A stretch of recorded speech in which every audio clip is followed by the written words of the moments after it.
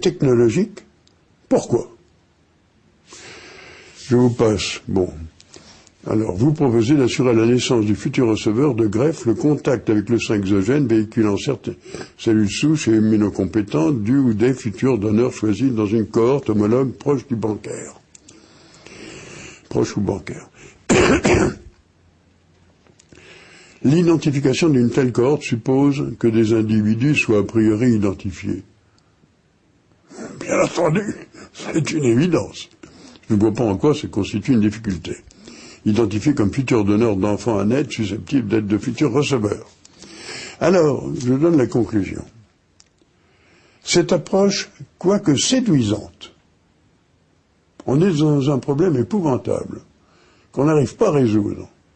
On est séduit. On a des bases de données classiques que tout étudiant doit connaître et tout médecin aussi. Ça ne présente aucune discussion possible. Ce sont des données acquises, dogmatiques, doctrinales, enseignées, et ainsi de suite. Cette approche, quoique séduisante, se heurte, comme vous le voyez, à des obstacles financiers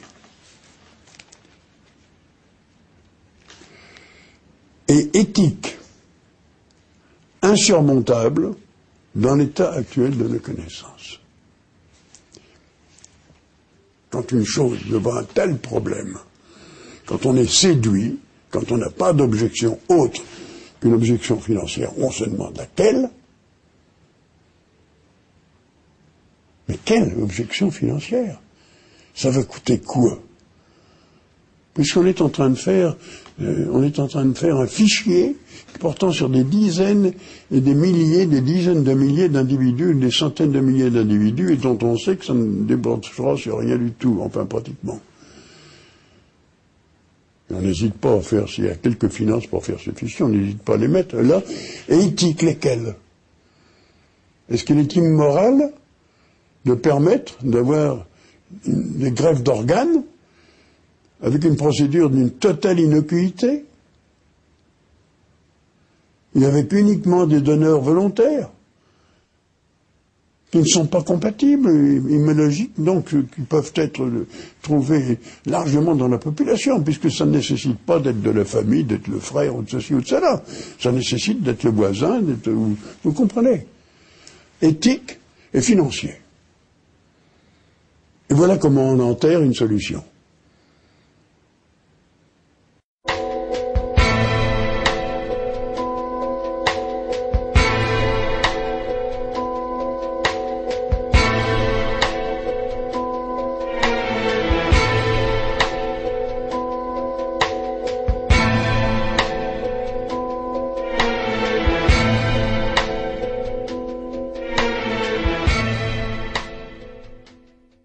Alors, ce qui est très curieux, c'est qu'il n'y a jamais eu aucune erreur. Vous pouvez reprendre des choses qui ont été dites il y a 30 ou 40 ans.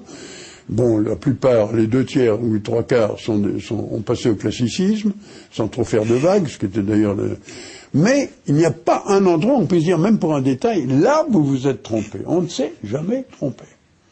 Et quand on se connaît, on est les premiers étonnés de ça. Parce qu'on se demande comment on a pu faire de ne pas se tromper. Et je crois que il faut voir les choses simplement. C'est parce que comme on n'est pas sûr de soi, il a fallu qu'on accède à l'évidence.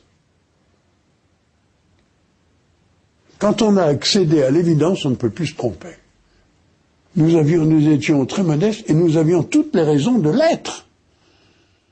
L'un était généraliste, l'autre était ceci ou cela, ou ainsi de suite. Donc, on ne pouvait avancer des choses qu'arriver à l'évidence, au moment où il n'y a plus d'objection. C'était un facteur de solidité. Vous voyez ce que je veux dire? C'est très curieux. Moins on est savant, plus on est acculé à ne pas se tromper. Vous comprenez? Un savant, ça peut se tromper. Il s'en fiche, c'est pas tout ça, il est savant, il domine tout ça, et sa parole, les paroles d'évangile, on mettra 20, 30 ans pour se rendre compte qu'il s'est fichu dedans, mais il sera mort, ou il sera à la retraite, ou ceci ou cela. Tandis que le pauvre ignare que nous étions, enfin ignares jusqu'à un certain point, il ne faut pas exagérer, n'est-ce pas?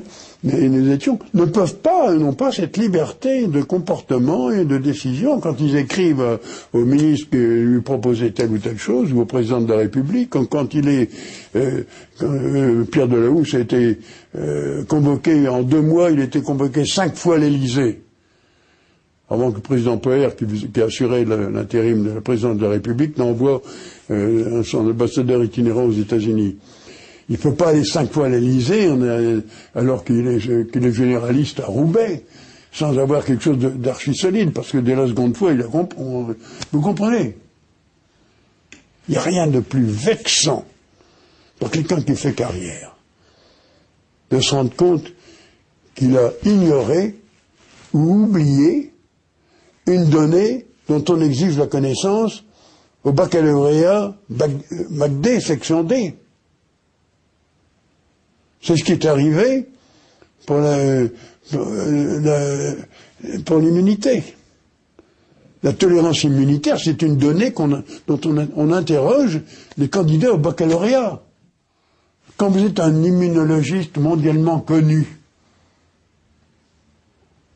et qu'on vous apporte une chose que les bacheliers doivent savoir s'ils veulent passer leur examen, vous voyez à quel point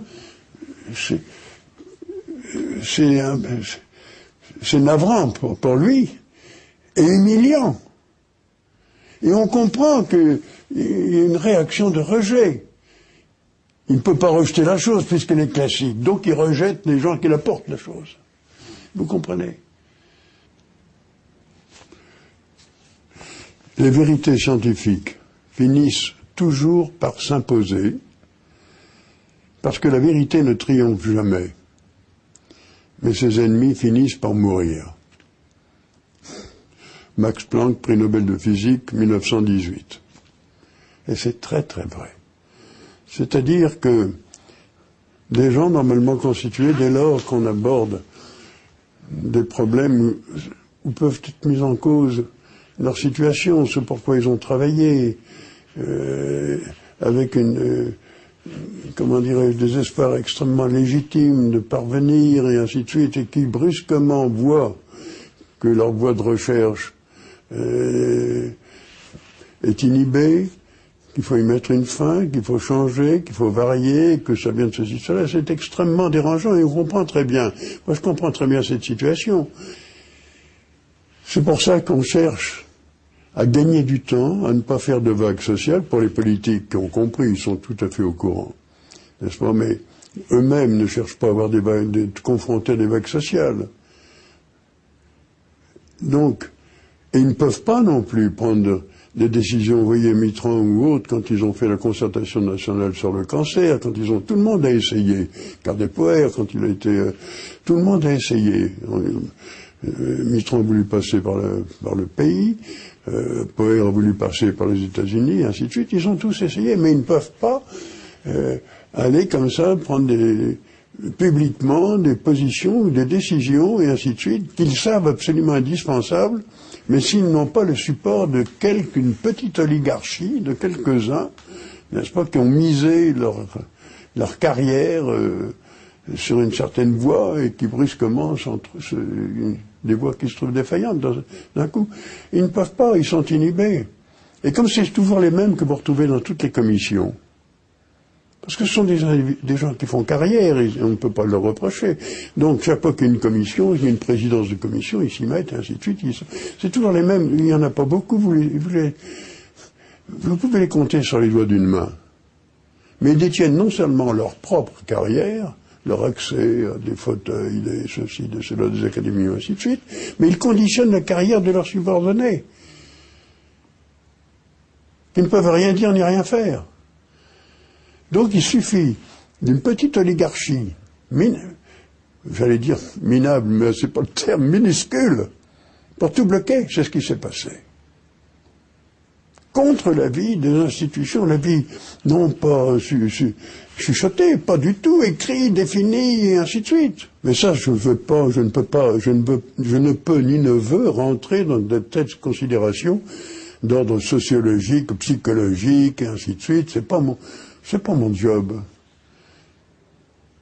Même ça, cette biologie, ça n'est même pas mon job. Moi, j'ai été un praticien.